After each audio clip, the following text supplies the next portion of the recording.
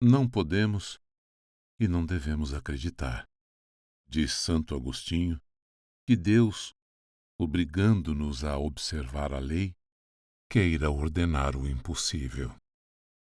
Fazendo-nos Deus compreender que somos incapazes de observar todos os seus mandamentos, Ele nos admoesta a fazer as coisas fáceis com as graças que nos dá, e a fazer depois as coisas difíceis com o auxílio maior que podemos impetrar pela oração.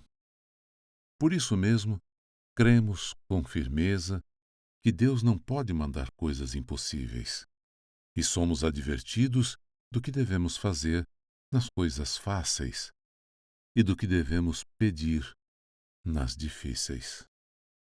Por quê? Perguntará alguém. Impõe-nos Deus coisas impossíveis às nossas forças?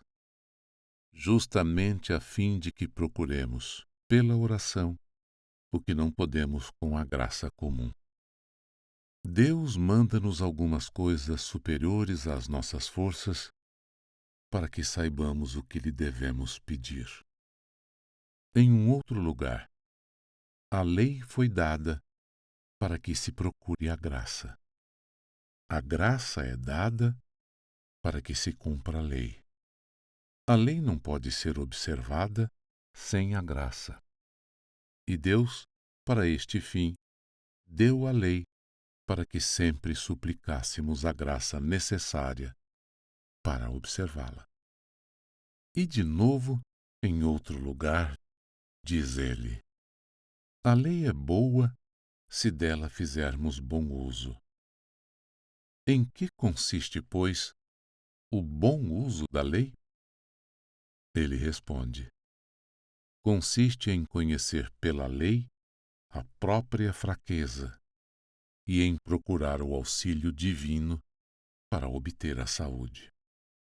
Santo Agostinho diz que nós nos devemos servir da lei.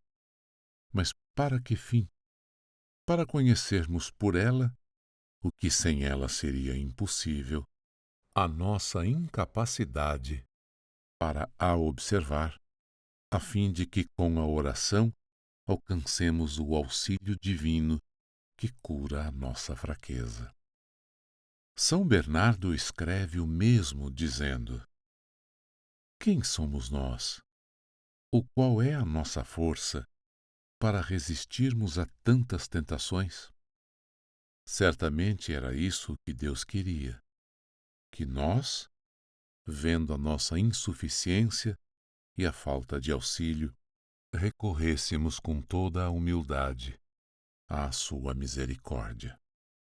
Deus sabe como a oração é útil para conservar a humildade e para exercer a confiança. Por isso, permite que nos assaltem os inimigos que para nós e nossas forças são invencíveis, para obtermos com a oração o auxílio para resistir-lhes. Note-se, especialmente, que ninguém pode resistir às tentações impuras da carne, se não se recomenda a Deus no momento da tentação.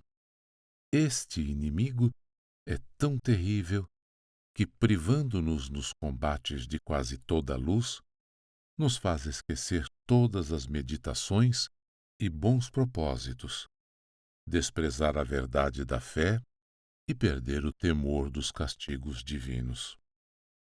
Esta tentação une-se à nossa natureza decaída e nos arrasta com toda a força aos prazeres sensuais. Quem não recorre a Deus está perdido.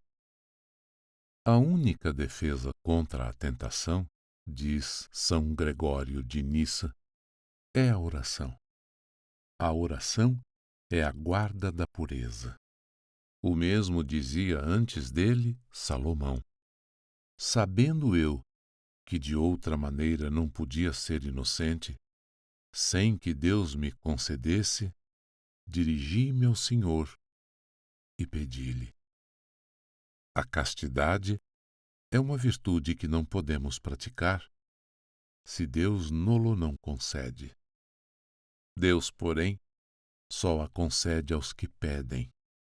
Quem pedir, certamente será atendido.